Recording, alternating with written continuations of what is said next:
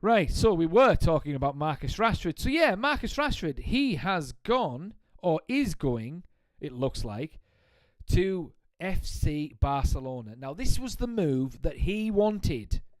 He wanted this. This is the only place that he wanted to go realistically. This was his first choice. This was his dream move if leaving Manchester United. He's going to play with Lamine Yamal. I always get that mixed up. I'll have to double check that. He's going to be playing with Lewandowski. He's going to be playing with Pedri, Gavi, Rafinha. How he's going to get in that side is a different kettle of fish, and that is what we are going to be discussing on this stream tonight, because Rafinha and Yamal hit Messi numbers last season, and Lewandowski was as prolific as ever. And Lewandowski, I mean, I think it's safe to say he's one of the greatest number 9 pure goal scorers football has ever seen. He has been absolutely electric every single club that he's played for. Granted, he's played in some amazing sides, but he is a big game player. He's prolific, and he's just an absolute goal machine. And he's about, 102, and he's still bagging goals. So that just shows you that he's a modern-day Ferenc Puskas. You remember him? Probably not, because I don't think there'll be many people alive that remember Ferenc Puskas. Certainly no one watching this live stream, unless that they've looked him up on YouTube, and I recommend that you do, because Ferenc Puskas was the Real Madrid version of Robert Lewandowski. But anyway, so as of July 2025, Marcus Rashford has basically signed for FC Barcelona on a 12-month loan. He's passed his medical, as it stands, and Barcelona are covering his entire weekly wage, which is probably going to save Man United about 15 million for the season. And if he does well and Barcelona decide that they want to sign him, then they can sign him for about £30 million if they want. See, the thing is, the way I look at this is that's a lot of money for someone that's probably just going to be sitting on the bench. Now, unless Hansi Flick is going to change his tactics and play a more counter-attacking style as opposed to pressing, then I don't necessarily see how Marcus Rashford is going to start in that side. Because Marcus Rashford plays his best football in transitions and just beating people with his pure blistering pace. And to be fair, he's a lethal finisher. He's just not really consistent. And he's not very good at pressing as well. But we'll get into this. So, and Hansi Flick's, he's... I don't think he's a pushover, this Hansi Flick. So if he starts getting in his face, we know how Marcus Rashford seems to react to managers that are quite heavy-handed with him, like Ruben Amorim. He was just it just doesn't seem to get into his hard head, So, but you never know. You never know. Maybe Marcus Rashford just fancies a change and he wants the sunshine and all of that at Barcelona. But let's break this down a little bit. So what does Marcus Rashford... I mean, we all know what Marcus Rashford brings to Barcelona, but we're going to talk about it anyway. So, yeah, as I've just said, Rashford thrives in the transition. He's got direct running and he's got explosive pace. Barcelona under Flick may lean into faster counter-attacks if they're going to be playing this guy.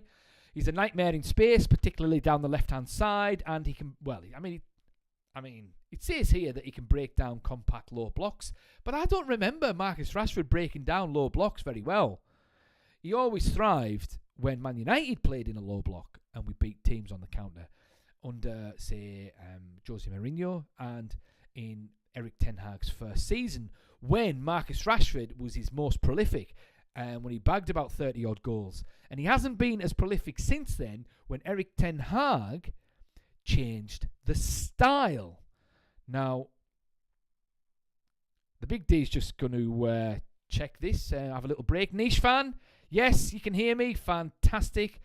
Thank you very much, my friend, for spamming the last chat. I do appreciate that because I wouldn't have realised. I'd have been talking for an hour and you'd have just been watching me mute.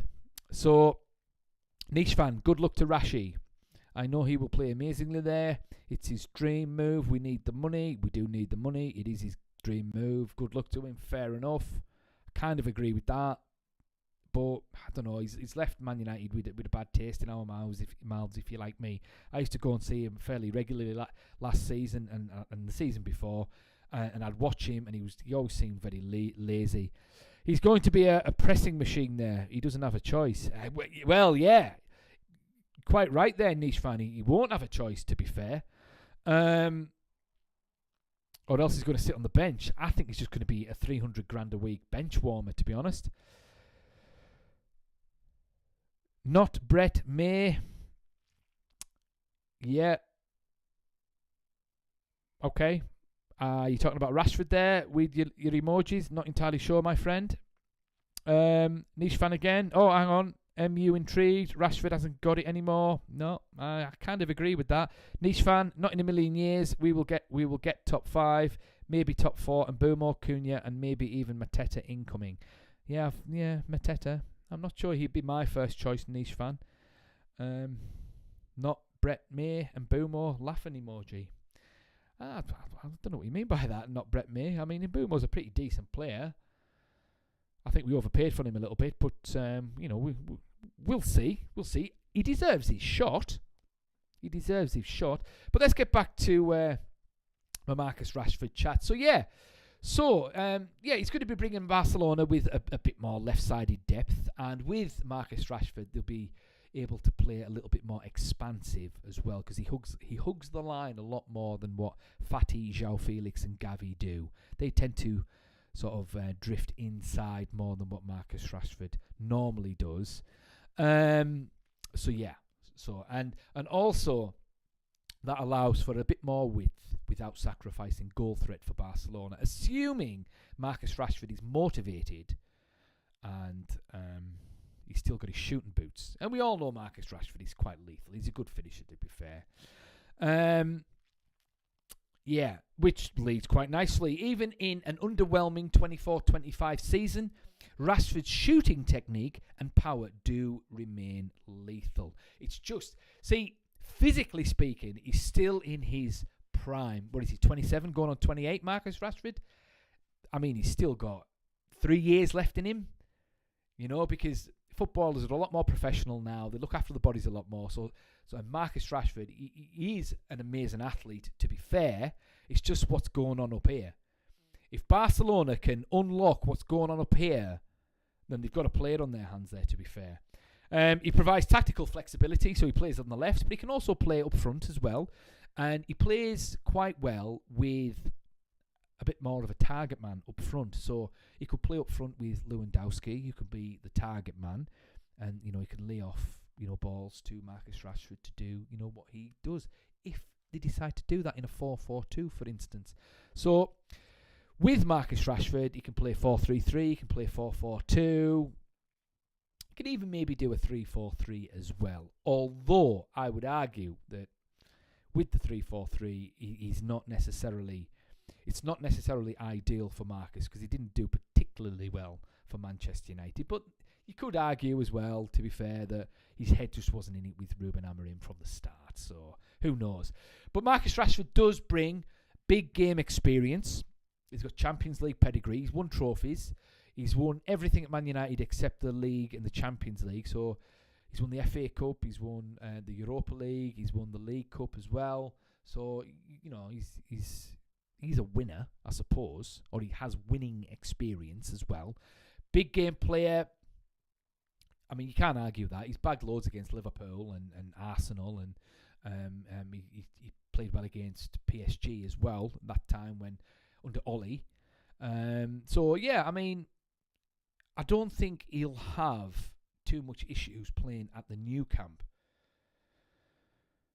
Like, in terms of the pressure, it's just whether or not, as we say, he gets over that laziness. He does more running in training than he does on the pitch. And I can attest to that, because I've seen him play, and I've seen the footage as well when he trains as well. So, I mean, it says here he's mentally hardened by Old Trafford scrutiny, so he won't shrink at the new camp. Well, I mean, he did shrink at Old Trafford, to be fair. He did shrink. He got his big contract. He got lazy. Eventually, the crowd turned on him, and he shrank even more. So it's not like he's David Beckham when the whole nation was on his back, and then David Beckham in '99 became an absolute world beater. Played elite level football back then. Now, it says here, and I kind of agree with this. I mean, despite the fact that Barcelona are covering his full wages, so it's about, what, 350k a week? 350 grand per week that boy's getting to go and play in the sunshine in Barcelona. He couldn't make that up, I tell you. Anyway, despite that, now Marcus Rashford could very well go to Spain and tear it up. He could. I mean, look at Anthony, right? And the thing is with Spanish football, it's a little bit more technical. They play, their football is a little bit more open and tactically astute and all of that. So that might suit Marcus Rashford's playing style. And if that's the case, then Marcus Rashford could just click there. Things could just fall into place. He might thrive and competing against Rafinha and Yamal and Lewandowski and all of that. And he might just turn him on and all of a sudden he turns into the Marcus Rashford that we all think he should be, to be fair. And if that's the case, they've got a 30 million buy clause. So if he goes there and becomes a world beater, bags 30, 35 goals for them, then 30 million is going to be a snip for that version of Marcus Rashford. So, yeah, and he's an England international. It would be a bargain for Barcelona. So I suppose it is a low-risk, high-reward option for the Catalan club. And, Rashford, he does need a restart. It offers sunshine, technical football, and, a less toxic media pressure than in Manchester. Although I do resent that from what I'm reading here, because the Man United fans gave Marcus Rashford a lot of leeway. A lot more leeway than what probably the Barcelona fans will probably give him as well. So he better go there, and if he wants to stay there, he better go there, put the effort in, and start scoring goals, or else those Barcelona fans will boo him. Guaranteed. So yeah, which goes quite nicely into possible challenges for Marcus Rashford, really. He's been quite inconsistent, especially in decision-making. His defensive work rate isn't good at all, so that would class with Hansi Flick's pressing system as well. And he's German, and them Germans don't mess about, to be fair. So I can see Hansi Flick getting in his face a little bit, and he won't like that. Marcus Rashford doesn't like people getting in his face. So Marcus does need an emotional and psychological reset. If he gets that and he puts the effort in, then he'll do well. But it remains to be seen if he's able to do that. So the final verdict: if used properly, Rashford gives Barcelona a different attacking dimension, vertical pace, chaotic unpredictability, and a genuine goal threat from wide. Although I can't see him doing well enough to be able to usurp Rafinha, who bagged Messi numbers last season. So he's got his work cut out for him as Marcus Rashford. I think he's going to be an expensive bench warmer next season for Barcelona. That's the Big D's verdict.